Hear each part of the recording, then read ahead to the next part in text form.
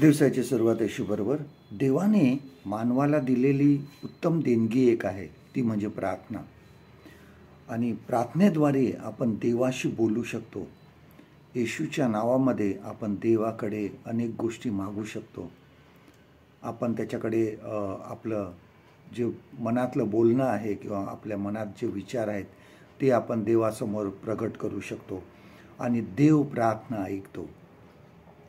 जेव्हा बघा आपण यशया संदेष्टाचं पुस्तक जे आहे 37वा आणि 38वा अध्याय ज्यावेळेस वाचतो, आयझया चॅप्टर 37 अँड 38, त्यामध्ये हिजकिया राजाविषयी सांगितलेलं आहे की हिजकिया राजावर एक सबहेनरीबा हा राजाने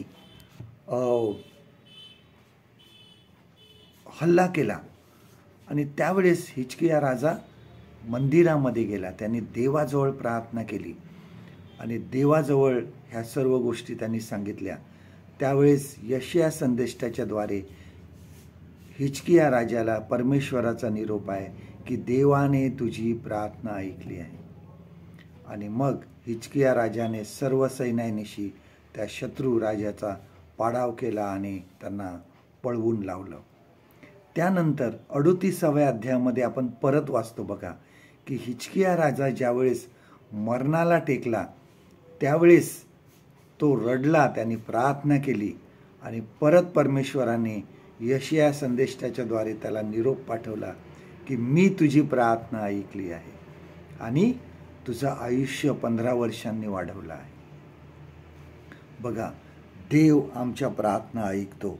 आणि ह्या दोन्ही उदाहरणामध्ये आपण बघतो की देवाने प्रार्थना ऐकली. जेव्हा आमच्या जीवनामध्ये संकट येतात, आमच्या जीवनामध्ये परीक्षा येतात, ज्यावेळेस आम्ही परीक्षांमध्ये पडतो त्यावेळेस प्रार्थना करा. देवाजवळ मन मोकळेपणाने बोला. देव ऐकतो.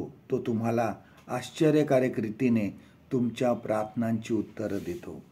तुम्हाला सर्व काही देण्यास तो समर्थ आहे. प्रार्थनेमध्ये खूप सामर्थ्य आहे. एकच गोष्ट आम्हाला लक्षात ठेवायची आहे की देव प्रार्थना ऐकतो. आजचं देवाचं वचन आपल्यासाठी हे आहे, यशया 38वा अध्याय 4 आणि 5वं वचन, आयझया चॅप्टर 38 अँड वर्स 4 अँड 5. तेव्हा यशयाला परमेश्वराचा संदेश आला, तो हा, हिजकियाला जाऊन सांग की तुझा पूर्वज दावीद ह्याचा देव परमेश्वर म्हणतो, मी तुझी प्रार्थना ऐकली आहे, तुझे अश्रू पाहिले आहेत. पहा, मी तुझे आयुष्य आणखी 15 वर्ष वाढवितो आहे.